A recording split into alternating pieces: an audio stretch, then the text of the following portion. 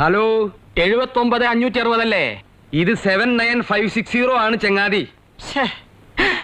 Hello, ഇത് ചെറുകുന്നത്ത് ഭാസ്കര പിള്ളയാണ്. ഓഹോ, താൻ മരിച്ചില്ലേ? പത്രത്തിൽ ചരമകോളത്തിൽ തന്റെ പേര് കണ്ടല്ലോ. ഒരുപാട് ഭാസ്കര പിള്ളമാര് മരിച്ചിട്ടുണ്ട്. അതൊന്നും ഞാനല്ല.